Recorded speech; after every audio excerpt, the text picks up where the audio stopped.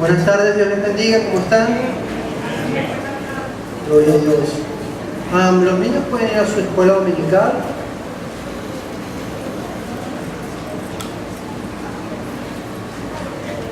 Mientras tanto, vamos a pedir al Señor que nos hable en esta hermosa tarde ya. Acompáñenme por favor en oración.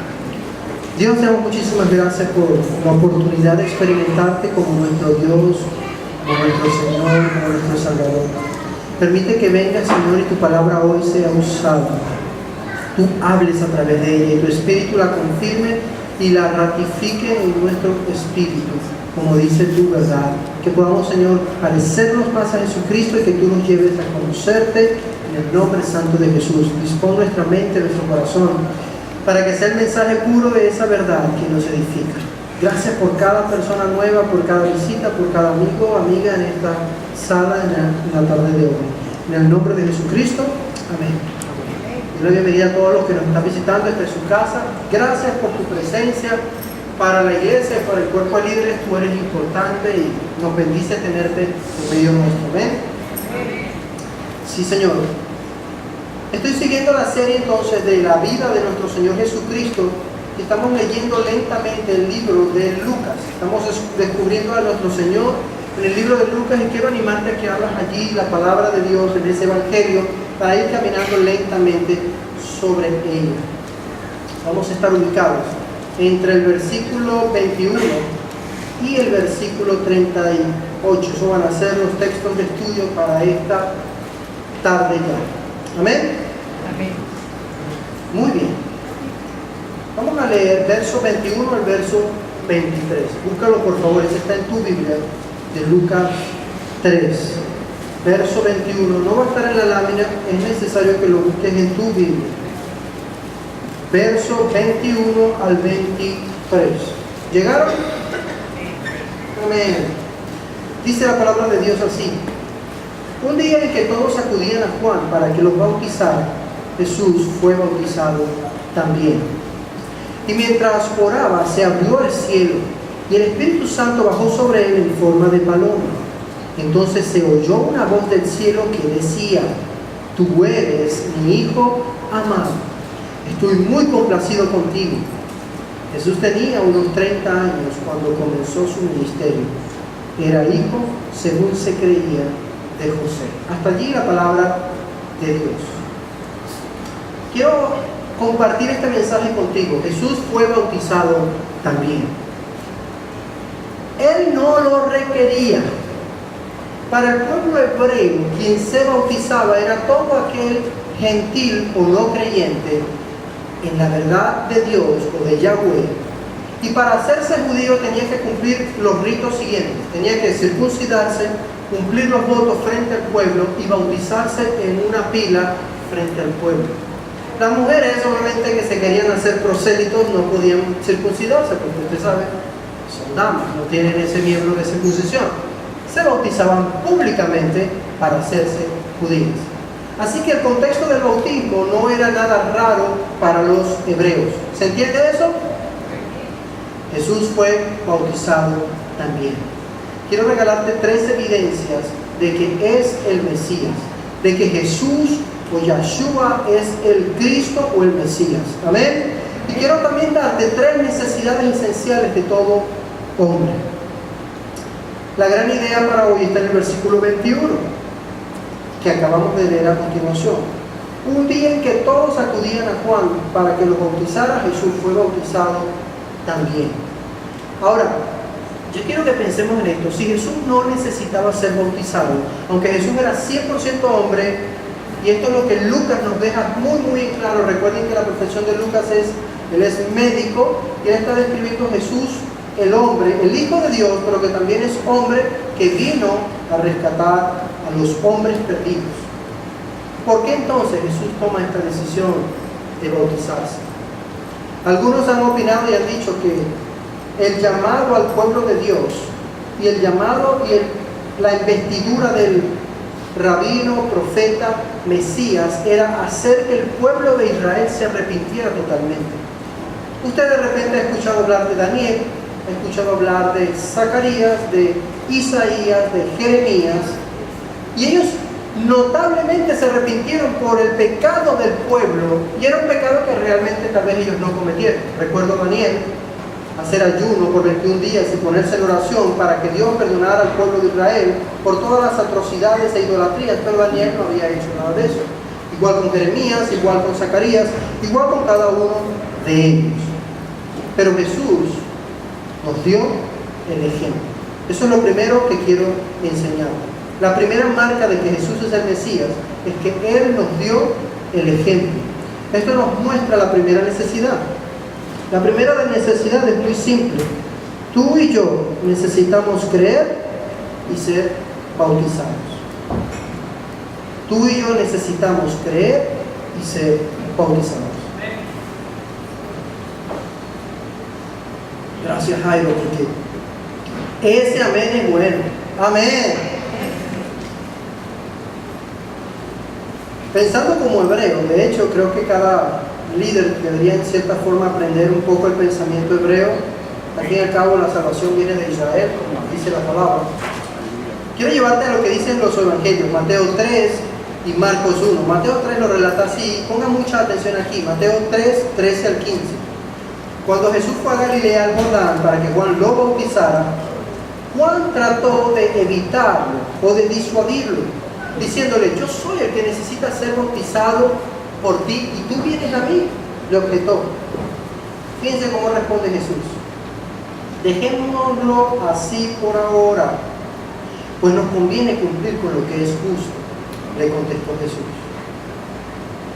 ¿Se acuerdan? El bautismo de Juan era para arrepentimiento y perdón de pecados, pero si Jesús es santo, como el Hijo de Dios, unigénito que es, que así es, no lo necesitaba. Porque Él responde: dejémoslo así por ahora y vamos a hacer lo que es justo. Porque Jesús es el primogénito de la creación y es el modelo para establecer la salvación a todos los que creemos. El Mesías venía con un liderazgo de modelaje. Él venía a establecer el reino de los cielos, pero Él era la encarnación viviente del reino de Dios. El evangelio que hoy en día se predica a nivel de iglesias y a nivel secular o famoso que aparece en televisión distorsiona totalmente del proceso de la pureza del evangelio de Cristo. Incluyendo el liderazgo cristiano debe parecerse cada día más al ejemplo de Cristo. Y Él empezó siendo humilde. Piénsalo así: Filipenses 2, Colosenses 1 y 2, Hebreos 1, 2 y 3 declaran la grandeza, la gloria, la majestuosidad de Jesús como el creador de todas las cosas, el alfa, la omega, el que sostiene todo el universo.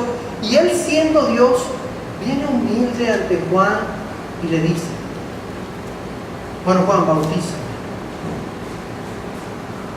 Qué impresionante. Y le abro mi corazón. A mí me impresiona eso porque, wow,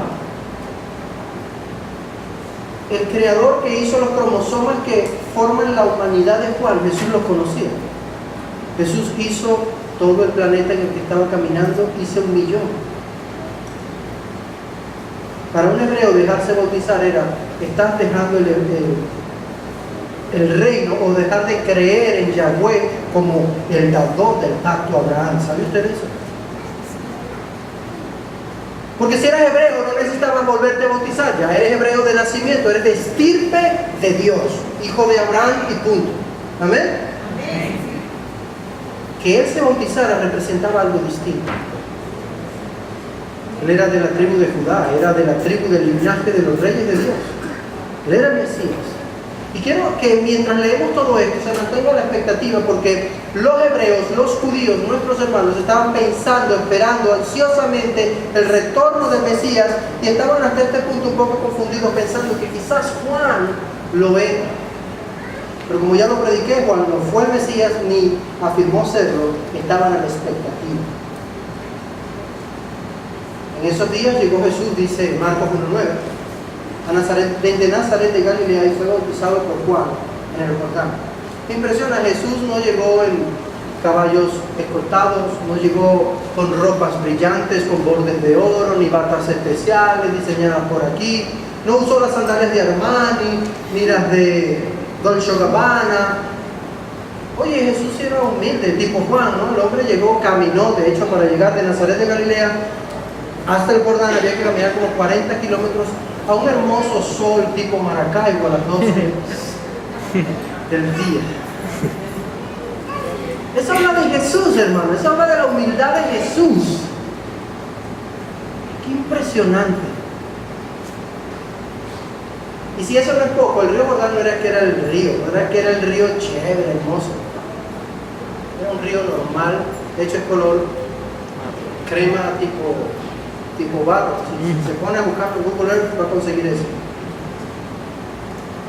El Hijo de Dios nos dio un ejemplo de humildad y de fe. ¿Tú eres creyente? Amén. ¿Te has arrepentido? Amén. ¿Te has bautizado? Amén. Algunos amén y otros Si Dios, que ahorita está resucitado, sentado en el trono eterno de Dios, que brilla con gloria y majestad, lo hizo, ¿eres tú mejor que Él? ¿Eres tú superior a Jesús, el creador del cielo y de la tierra? Algunos que vienen de esas iglesias con teologías fraudulentas, poco bíblicas, donde no tiene importancia el bautismo, pues déjame recitarte en Marcos, donde Jesús les da la comunión y la gran comisión y les dice: el que crea y sea bautizado será salvo. Eso va junto. Si no te bautizas, no hay efecto salvífico en tu vida. ¿Sabía usted eso?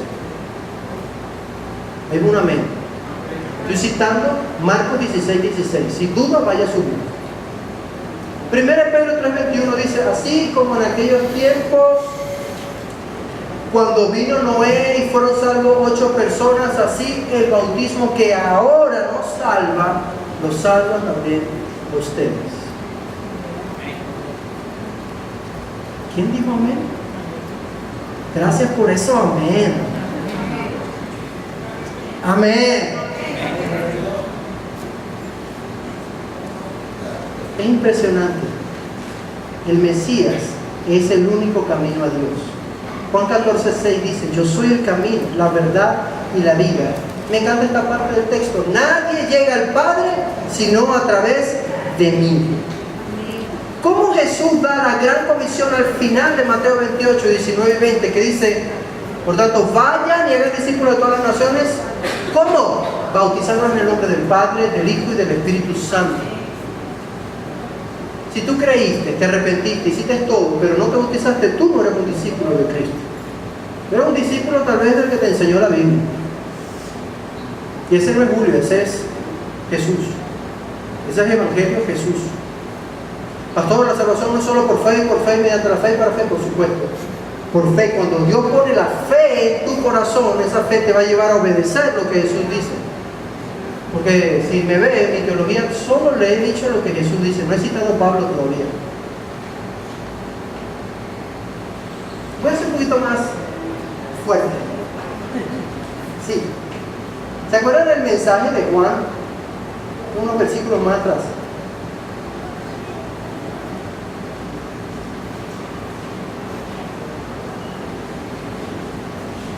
¿Se acuerdan de esa prédica? Él decía: camada de víboras, ¿quién les dijo que podrán escaparse del castigo que se acerca? Produzcan frutos dignos de arrepentimiento. Jesús comienza a tornar el mensaje más fuerte, ya no hacia el pueblo de Israel. Él dice esa frase hacia los líderes de Israel en ese entonces. Viéndolo a los ojos, les decía: ustedes son como sepulcros blanqueados, hipócritas. ¿Y qué tiene que ver eso con el bautismo, pastor? Tiene que ver mucho, porque Jesús modeló, vivió como hombre 100% en esta tierra para que cumpliéramos su palabra. Para los líderes, para los padres, para las mujeres que sirven a la congregación, hombres que trabajan en pro del Evangelio, también nos toca aquí aplicar. Si Jesús dio el ejemplo y desde su ejemplo lideró, ¿quiénes somos nosotros para liderar desde el verbo o la palabra solamente? Quizás usted está pensando, pero es que usted es el pastor, usted puede decir porque usted es el pastor y punto, y porque usted es el pastor dice y se hace. Aleluya, amén. No hay mucho amén. En la vieja escuela era así, ¿bien? Así que yo soy mansito comparado con vieja escuela. Bueno, ese estilo de liderazgo es totalmente anti Jesús.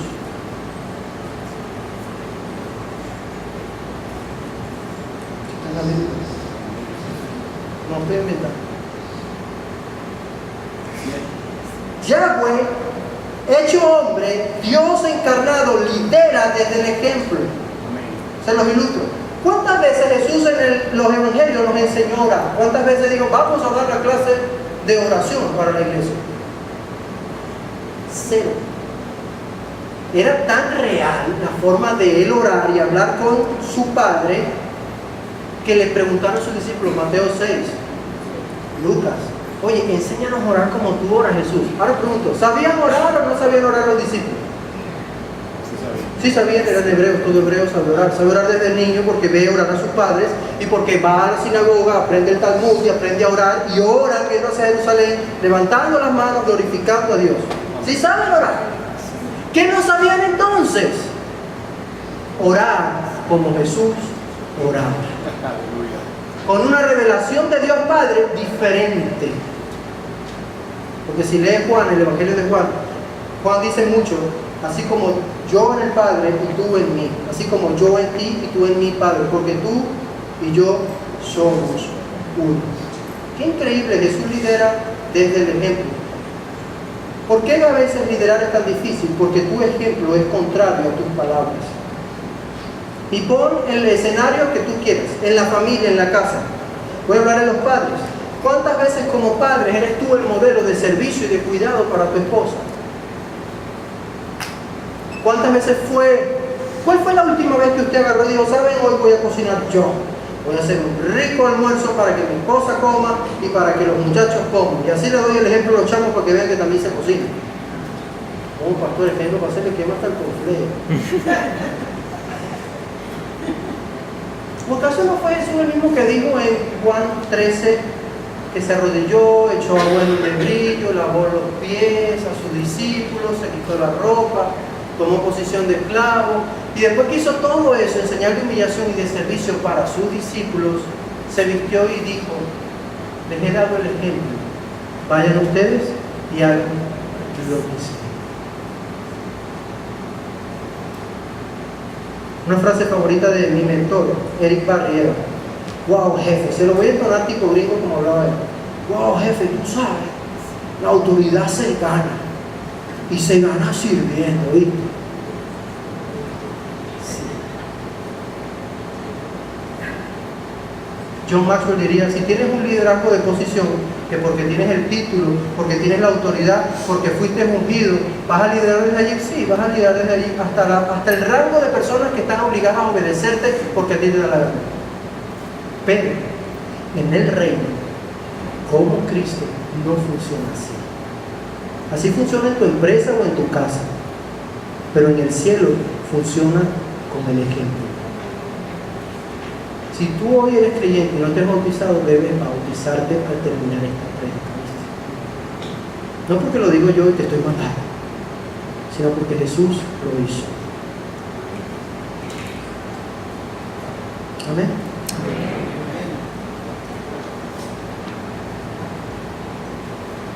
Esa es la primera bendición. Jesús dio el ejemplo.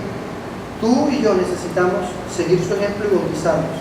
Fíjate, Jesús es comparado en el Nuevo Testamento con el nuevo Adán, según Romanos, y con un hombre sumo sacerdote perfecto, según Hebreos. Vamos a leer Hebreos 2, del 10 al 12.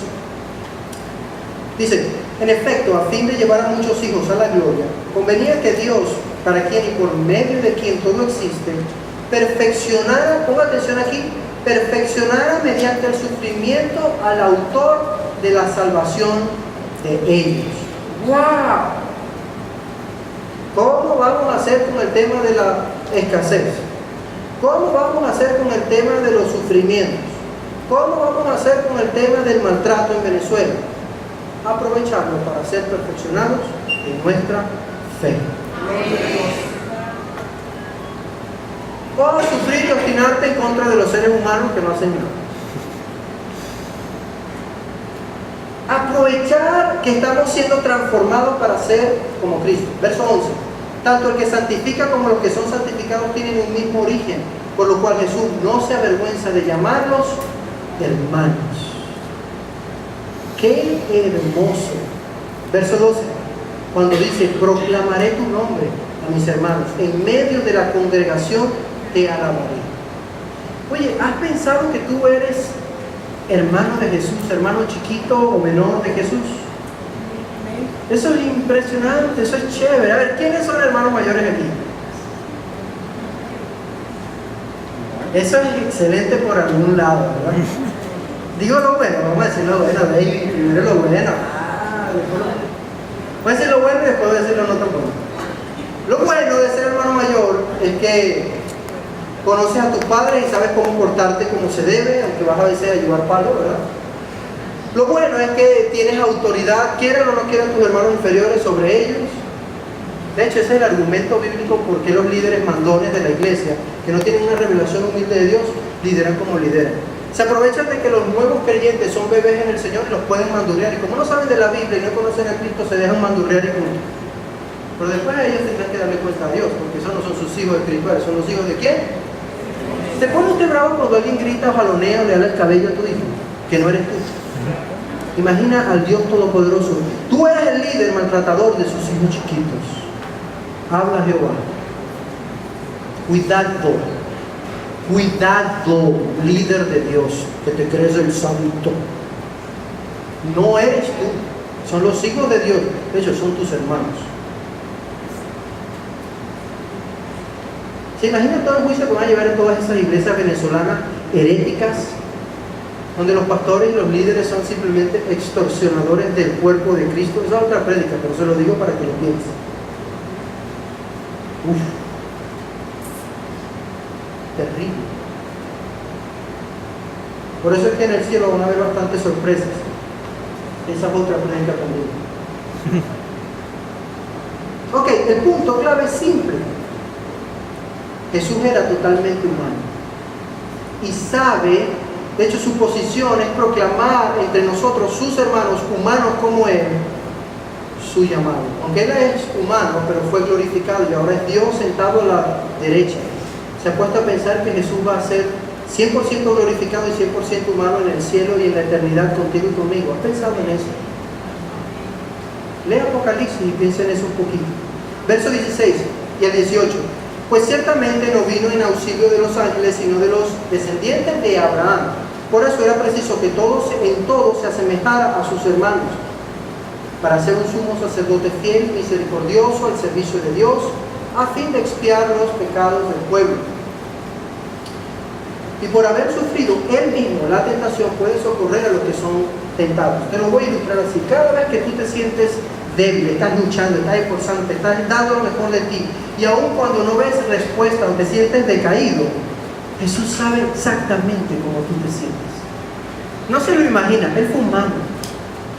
Él comió como humano, pensó como humano, caminó como humano, fue al baño como humano. Él te comprende. Aunque fue tentado en todo y no pecó, sabe lo que tú sientes cuando la tentación se asemeja a ti y se acerca a ti. Y tú puedes pedirle al Señor: Señor, estoy en medio de un lío de tentación. Estoy 95.9% atraído, que caigo. Me está sosteniendo un 4.8%, que es la fe y la medio agarradita que tengo de ti. Ahí es donde hay que orar. Porque Él sabe lo que sientes, pero Él también te va a bendecir y te va a llenar de poder, fuerza y gracia para vencer. Vamos a hablar de lo malo de ser hermano mayor. Siempre llevamos la responsabilidad, querramos o no. Soy el mayor de 5. Te voy a dar una anécdota. Mi padre, que estuvo en el segundo culto y escuchó esta misma anécdota, se reía por allá porque estamos haciendo el cuento. Mi hermano Edgar, 8, tenía 10 añitos, cuando yo tenía como 16 o 17, y Leo tenía 7. Y fuimos a la iglesia a jugar básquet. Pero fuimos con los tarajayos de la iglesia, así que yo le dije: si me portan bien, No vayan a correr, no vayan a inventar, ni se me vayan a caer, porque lo que estoy bajo la responsabilidad de ustedes. Ustedes están bajo mi responsabilidad, quiero decir. Mi mamá me dijo, llévate, no se distraen un poquito y juegan contigo. Y tú sabes lo difícil que es llevar a los hermanos chiquitos a jugar contigo. Amén, me lo llevé. Con todo mi gozo interno. Bueno, se portaron muy bien, gracias a Dios, fueron lo mejor. Pero sale un inventor de esos que nunca falta en el ministerio juvenil, ¿verdad? Falta uno, vamos a meter a tu hermano Pocho a jugar en el equipo. No, Pocho es chiquito. Él es tarajallito así medio fuertecito, tipo, no sé, tipo Ronald, Miguel. Pero no puede jugar. Claro que sí, vamos a jugar suavecito. Ok, está bien. En una de esas, un lanzamiento, ¡fras!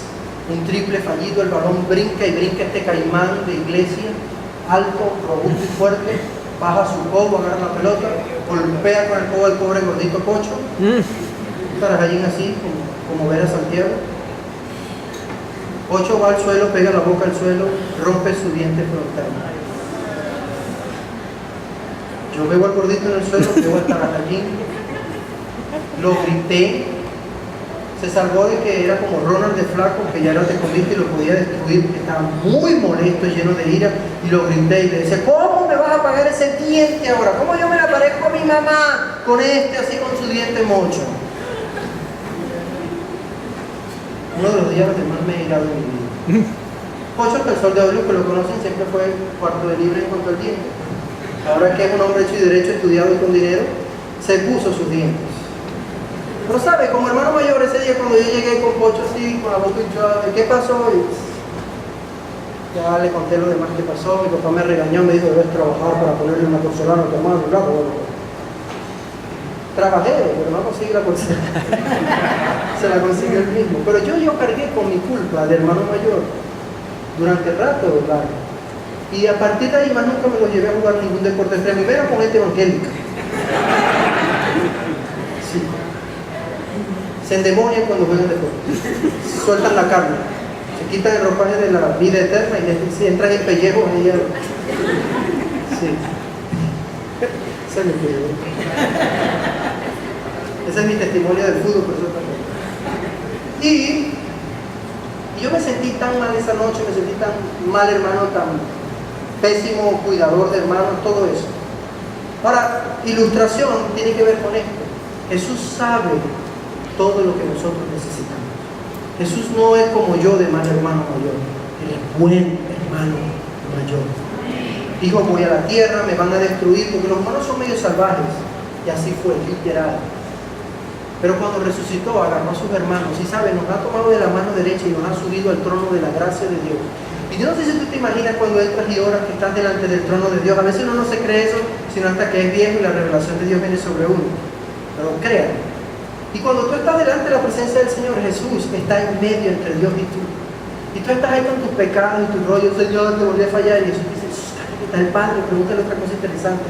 Señor, soy indigno, pero sí, miré las ropas, te bautizaste. Gálatas 3:27 dice que los que se han bautizado se han vestido de Cristo, tienes mi ropa sobre ti. Señor, no, pero cállate, adora al Padre, que estamos aquí entre los 24 ancianos glorificando. Y Él es el hermano mayor que nos permite estar ante su trono. Increíble. Nos llama por nombre, nos usa, nos da su presencia, nos invita a servirle. El Evangelio se trata de Jesús. Y no de mí, no de usted. Es de Él. Él dio el ejemplo. Él dio el ejemplo. Desde que empezó hasta el final. ¿Quién somos usted y yo para no seguir sus pisadas? ¿Quién somos? En Lucas 19:10, yo llamo a ese Lucas 19:10 como la idea central de todo Lucas. Él dijo, cuando salvó a Zaqueo, yo he venido a buscar y a salvar lo que se había perdido. Ahora yo pregunto, ¿quién se perdió? Adán, Eva. No, te perdiste tú. Tú te perdiste. Tú estás perdido sin Cristo. Y tú necesitas creer, arrepentirte y bautizarte. No para dentro de 2 días, no para dentro de 2 horas. Solté este mismo mensaje, un poquito más ácido en el primer culto. Hoy estoy mansito, gracias a Dios. y había un ardor y le dije, es más, si estás aquí y no trajiste ropa, bautízate a sí mismo, te prometo que te conseguimos ropa. Salió una hermana en lágrimas al final del culto y se bautizó. Gloria a Dios. Porque cuando no te bautizas, quizás hay mucho orgullo disfrazado de santidad detrás de eso. Necesitamos desesperadamente a Jesús, cumplir lo que Él dice. Amén. Amén. Segunda marca de que Jesús es el Mesías: el Espíritu Santo bajó sobre Él en forma de paloma. Y eso te muestra que tú y yo necesitamos, para ser seguidores de Cristo, obligatoriamente una llenura y la presencia absoluta del Espíritu Santo. Fíjate cómo lo reporta Lucas. Mientras oraba, se abrió el cielo y el Espíritu Santo bajó sobre él en forma de paloma. Entonces se oyó una voz del cielo que decía: tú eres mi hijo amado, y estoy muy complacido contigo. En Marcos 1:10 dice: enseguida, al subir del agua, Jesús vio que el cielo se abría. En el griego dice: y se rasgó al cielo y bajó el Espíritu Santo en forma de paloma sobre Jesús. Según el cronista de Juan, el evangelista Juan, solo lo vio Juan el Bautista. Según Marcos y Mateo y Lucas, fue visible y notorio para todos. El punto no es si lo vieron o no, el punto es que Jesús es el receptor del Espíritu Santo, el Mesías verdadero. Ahora ponte a pensar, si Jesús, que es 100% Dios, necesitó al Espíritu Santo para hacer su labor, ¿lo necesitará usted? ¿Lo necesitaré yo? Y no es que el Espíritu Santo viene a ser como una especie de aditivo, como algo que me acompaña y me bendice. No. Sin Él, usted y yo no podemos.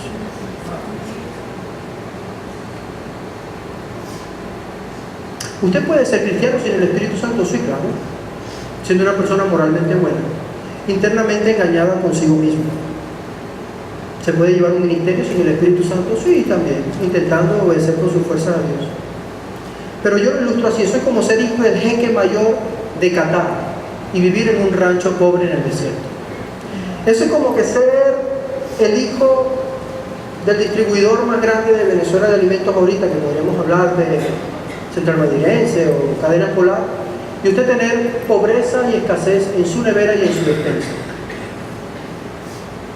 Porque la revelación de conocer a Dios solo es posible a través de la llenura del Espíritu Santo de Dios. La eficacia del ministerio, el éxito para servir y colaborar a lo que Dios te llama en medio de su obra, tiene que ser ajudo a través del Espíritu Santo de Dios. Sacando una cuenta de mis amigos, de todos los que creyeron conmigo y me acompañaron en mi proceso de crecimiento, tengo varios nombres que hoy no me acompañan. Algunos los nombré en el segundo culto.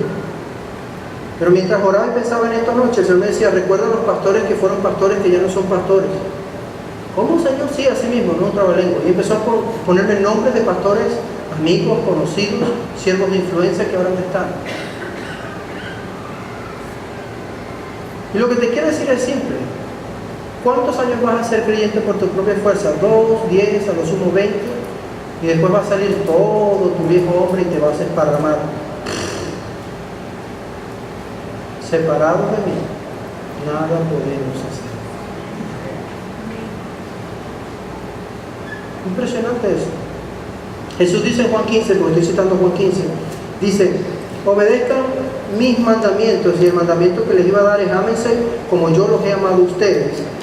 Él dice: obedezcan mis mandamientos así como yo he obedecido los mandamientos de mi Padre. Una vez más, Jesús, como líder, les exige a sus discípulos solo lo que Él ha demostrado con su vida.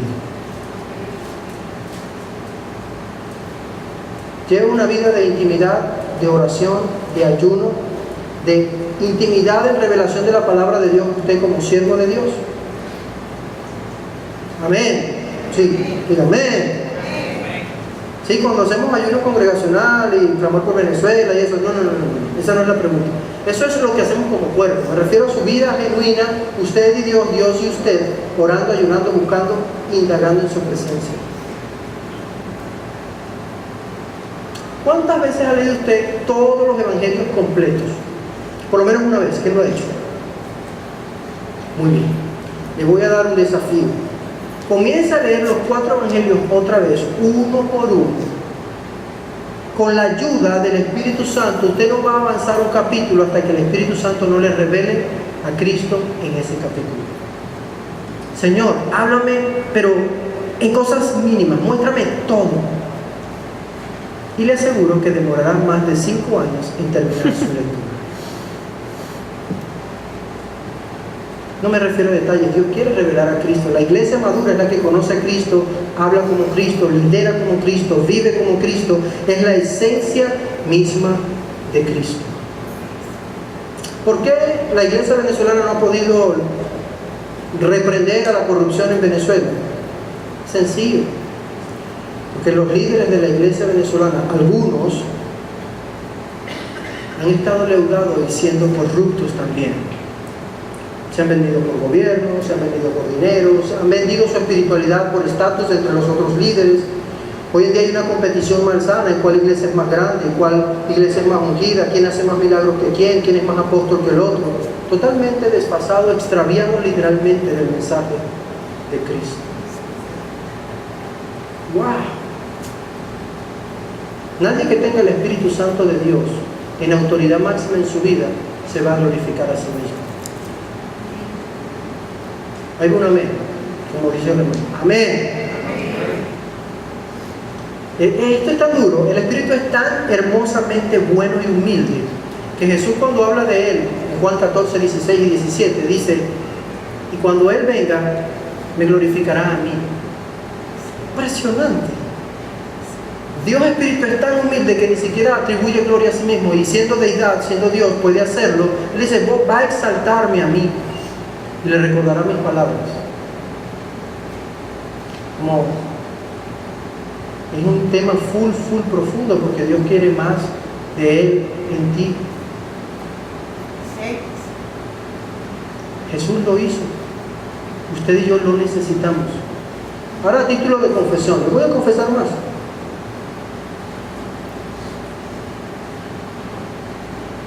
Estaba orando en estos días, conversando con el Señor, y en medio de las dificultades me puse a darle rienda suelta a mis pensamientos y dije: si yo pudiera ser un francotirador, ¿qué haría? De niño jugaba un videojuego donde había este tipo de herramientas y fui bueno francotirador en computadora. Como esa ingeniería, mecánica, estructura, no sé qué, dinámica, me gusta. Y me conseguí pensando en que tenía el deseo de asesinar a un par de personas. El Espíritu de Dios que vive dentro de mí me dijo: eso es muerte. ¿Saben? Donde Cristo pueda penetrar lo más hondo de usted. Yo: sí, Señor, ¿verdad? ¡Wow! ¡Qué malo soy! Y el Señor me dijo: no, saca, hay más. Y empecé a confesar ahí delante del Señor: wow, sí, Señor, y esta rabia por esto. Y por eso fue que pensé eso, ¿verdad? Sí. ¿Te crees más santo que esa persona? Obviamente no es un cristiano, por supuesto que somos más santos, y comenzar a justificar nuestras debilidades en los pensamientos. Me arrepentí, llegué a casa de mis padres. Sí, me arrepentí de verdad, pero estaba así entre 3 y 2. Y mi papá me recibe con un versículo de la Biblia y me dice: tengo un texto que me dio el Señor, quiero que lo pensemos juntos y no sé qué. Ajá, papá, ¿qué te dio el Señor? Jeremías. Mira lo que dice. Me lo leí en Reina Valera 1909, que es frontalísimo. ¿Acaso me deleitaré yo en la muerte del impío? Dice Jehová. ¿O me deleitaré más bien en que se vuelva a mí y me conozca?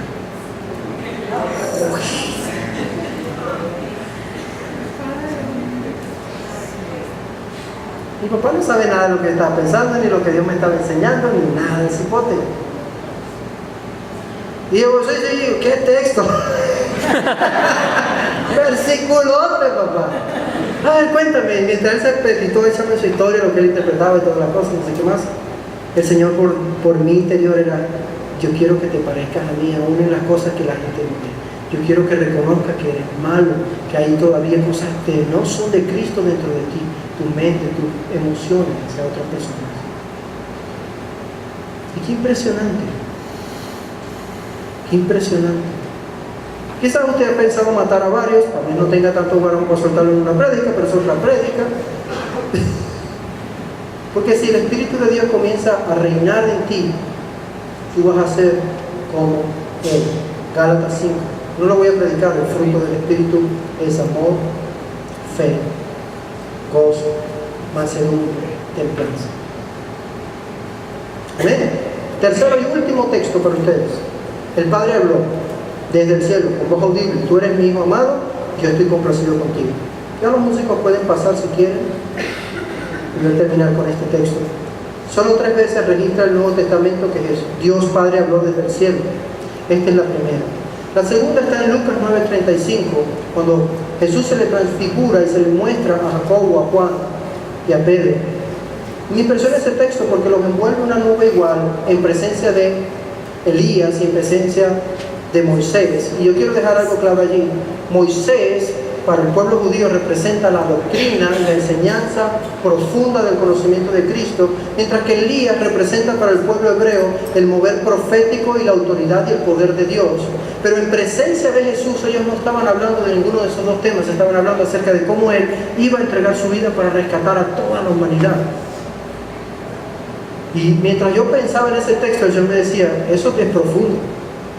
Porque cuando tú tienes una vida íntima con Jesús, tienes tanto la presencia y el poder de Elías, y tienes la doctrina y la autoridad de Moisés. Y wow. De acuerdo al corazón, muchas personas se han ido a solo moverse en el poder de Dios y tienen una rama particular del Evangelio. Otros tienen la otra rama, el mover de la doctrina de Dios, y tienen una rama particular del Evangelio. Pero Jesús es la unidad entre la unción y la autoridad y la doctrina. Él es la doctrina encarnada. Impresionante. ¿Qué dijo Dios entonces? Cuéntanos. Este es mi Hijo, mi escogido. A Él escúchenlo. Amén.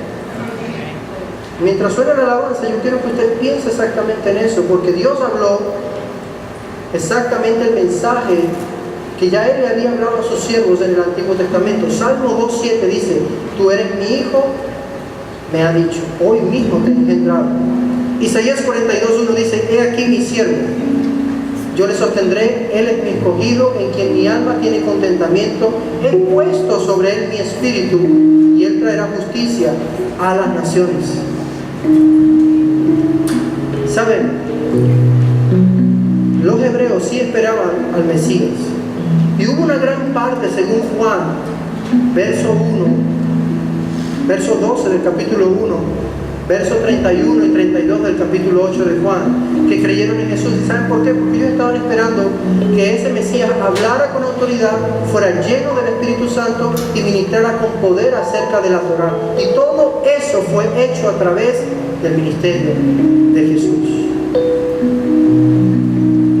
Los judíos tenían unos escritos que habían hecho los patriarcas, los 11 hijos de Jacob, y ahí puse 2 notas sobre ellos. Y ellos dijeron: se va a abrir el cielo y el templo, y la gloria vendrá sobre él, y la santificación vendrá con la voz del Padre, como el Padre Abraham con Isaac. Los cielos se rasgarán y vendrá y se derramará el Espíritu con bendición sobre el santo, y vendrá un Espíritu de gracia sobre ti. Así que el pueblo judío que estaba preparado recibió al Mesías y fue salvo, el remanente. Hoy en día usted y yo estamos esperando y somos precursores de la segunda venida de Jesús.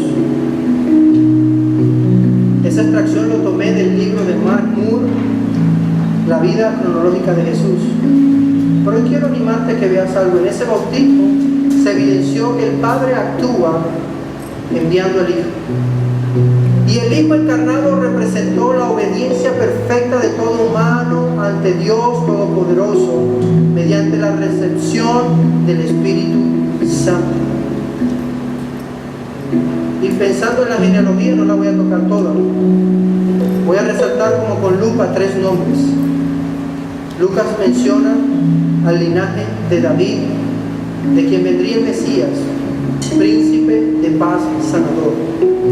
Menciona a Abraham, que fue el hombre el que recibió la promesa que sobre su simiente todas las naciones serían bendecidas y sanadas. Y por último menciona a Adán, el primer hombre, el pecador. Y después dice, Hijo de Dios. Cada genealogía tiene su pacto, tiene su verdad, tiene su bendición. Y hoy quiero cerrar con eso. Jesús te dio el ejemplo. ¿Te has bautizado hoy? Amén. Entonces deja que Dios llene tu vida con su presencia. No te has bautizado, te tienes que arrepentir y bautizarse, si es posible, ya mismo. No hay cuarto culto. No después que converse, no, ya te expliqué la doctrina del bautismo. Porque tú no sabes si vas a durar una semana, o 2 días, o 3 días. Pero hoy es el día de salvación. Vamos a orar, póngase de pie. Padre, te doy